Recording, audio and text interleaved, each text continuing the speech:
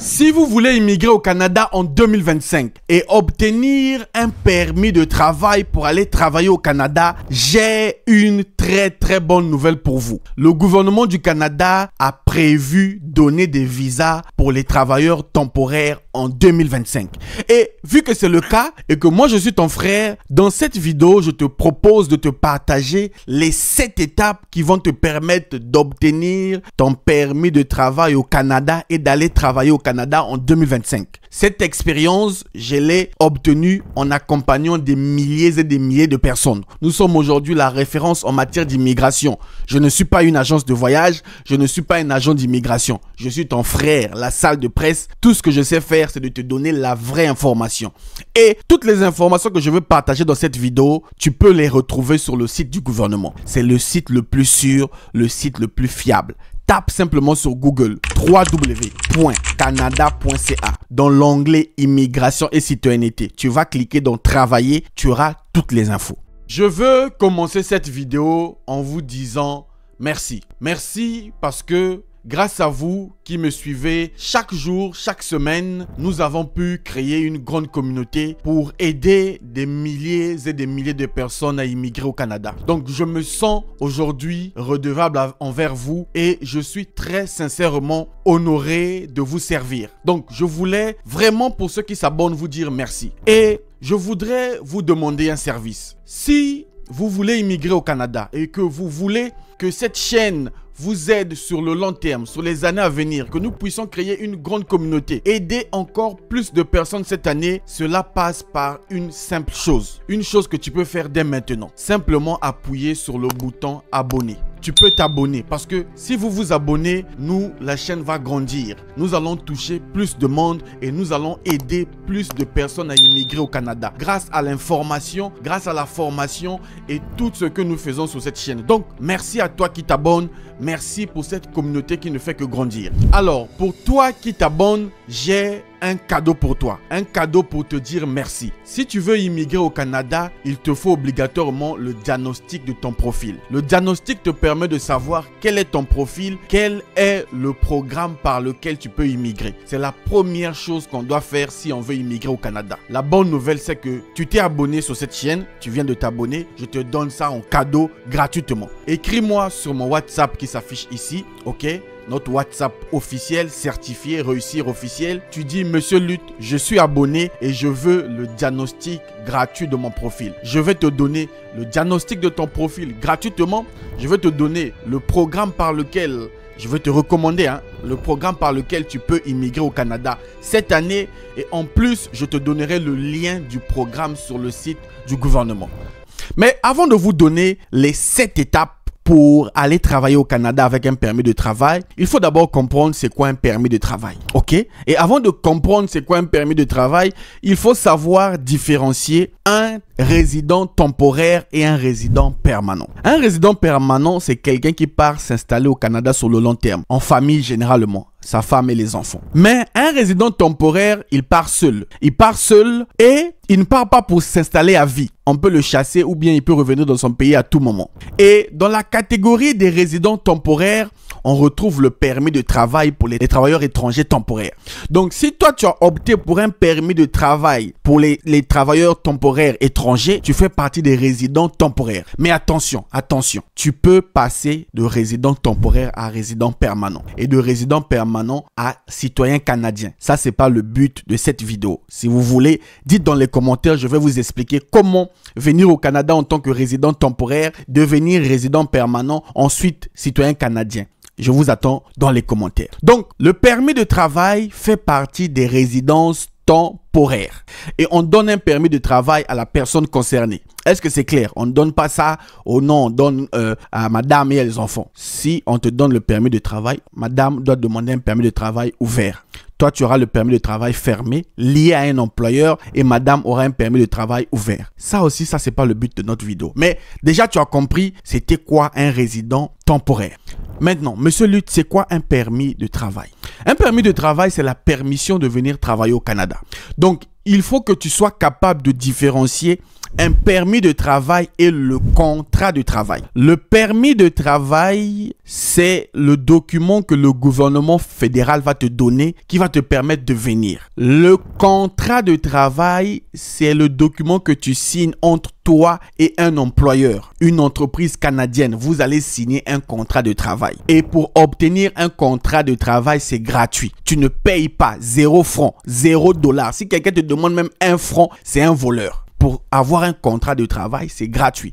Mais je vais vous expliquer ça dans la vidéo. Mais j'espère que tout ça là, c'est déjà bon. Bon, Monsieur Lutte, quelles sont les 7 étapes qui vont me permettre d'aller travailler au Canada en tant que travailleur étranger temporaire? La première étape, c'est connaître ta profession et connaître la classification nationale des professions. C'est simple. Va sur Google, tape CNP Canada 2021. Va sur Google, tape CNP Canada 2021. Tu vas te venir sur le site du gouvernement, tu tapes le nom de ton métier dans la barre de recherche, ton métier va sortir et un code CNP à 5 chiffres. C'est simple. Le code CNP, c'est ce code-là qui a 5 chiffres. Ça te permet d'identifier ton métier au Canada et ça te permet aussi de connaître les tâches similaires que toi tu fais dans ton pays et que quelqu'un fait au Canada. Ok? Donc, connaître sa profession, son métier, connaître son code CNP, c'est la première chose, c'est la base des bases. Parmi les premières choses ici, tu dois avoir les documents du travail qui prouvent que tu as l'expérience professionnelle. Soyons clairs, je ne suis pas venu dire ici que si toi tu n'as pas les documents qui prouvent que tu as l'expérience professionnelle, tu ne vas jamais immigrer par le travail.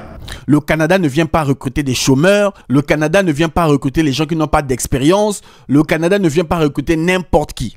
Le Canada vient recruter les travailleurs qualifiés qui ont de l'expérience professionnelle. Ils veulent des gens qui maîtrisent du travail, qui vont venir directement travailler.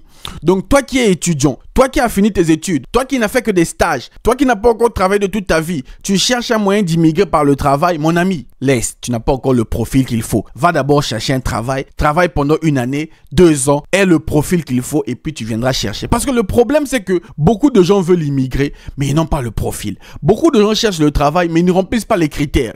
Mais mon ami, si tu ne remplis pas les critères, tu n'as pas le profil recherché, tu vas postuler pendant 1000 ans. Tu vas accuser Monsieur Lutte, tu vas accuser l'immigration. C'est pas la faute de l'immigration, c'est pas la faute de Monsieur Lutte. C'est simplement toi-même, tu n'as pas le profil recherché. Ceux qui ont les profils recherchés voyagent.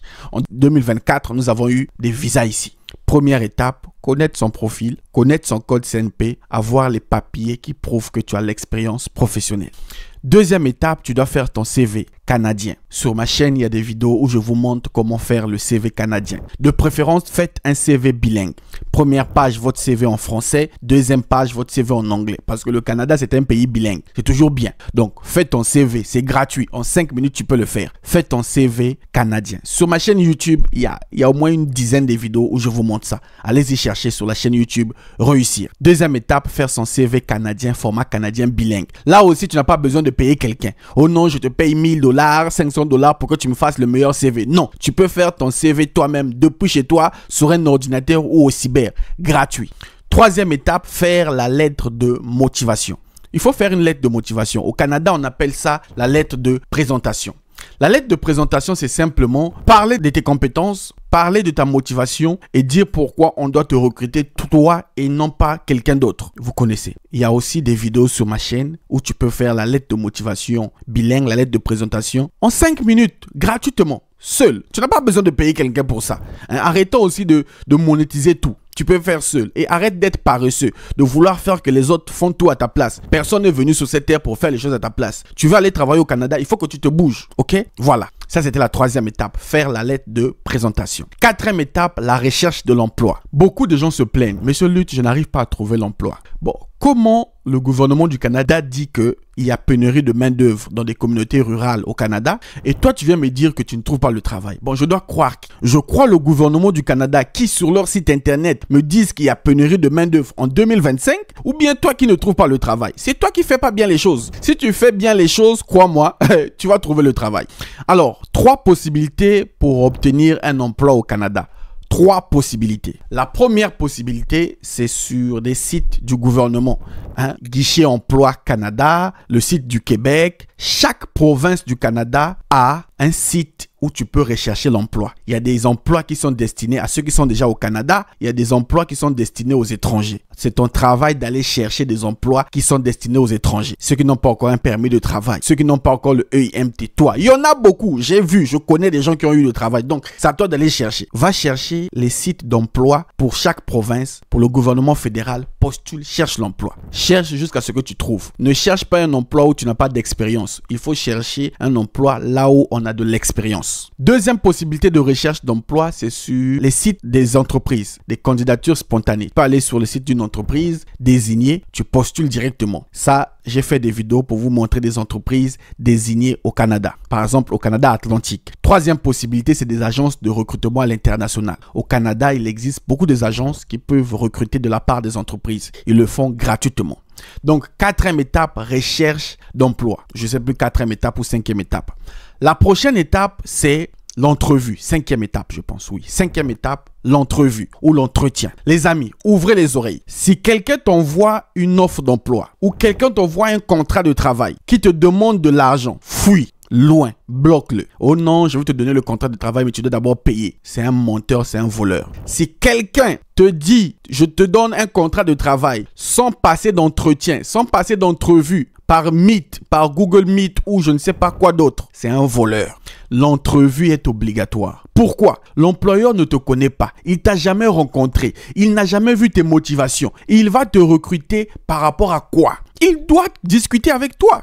Et minimum, c'est un entretien, 2 entretiens, 3 entretiens, 4 entretiens. C'est obligatoire, les amis. Donc, l'entrevue, cinquième étape, est obligatoire. Si quelqu'un t'envoie des contrats par mail ou par WhatsApp, faut fuir. Déjà, des vraies entreprises ne seront jamais sur WhatsApp. Des vraies entreprises, tu peux vérifier sur Google, tu vas voir qu'ils existent. Leur adresse mail est valide et professionnelle. Sixième étape, après l'entretien, si tu as bien passé les entretiens, si vous voulez que je fasse une vidéo sur comment réussir son entretien d'embauche, demandez-moi. Je suis votre serviteur, la salle de presse. Je ferai une vidéo dans ce sens-là pour vous montrer des questions. Prochaine étape, c'est que tu vas recevoir ton contrat de travail. Tu as bien passé l'entretien, tu as validé. Tu reçois le contrat de travail et le EIMT, l'étude d'impact sur le marché du travail. L'étude d'impact sur le marché du travail, c'est ce document-là qui prouve l'employeur. C'est pas toi qui demande ça. L'employeur va demander ça auprès du gouvernement fédéral pour dire que je n'ai pas pu recruter localement, je vais aller recruter à l'étranger. Donc, tu vas recevoir ton contrat de travail et une copie du EIMT.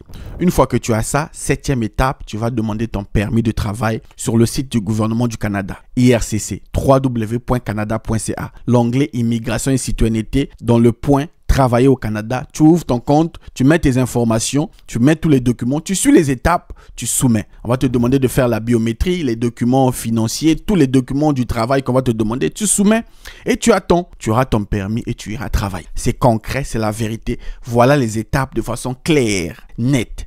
Moi, j'ai fait ma part, je t'ai informé. Toi, tu as quelque chose à faire, c'est d'appliquer correctement. Parce que les gens suivent, n'appliquent pas.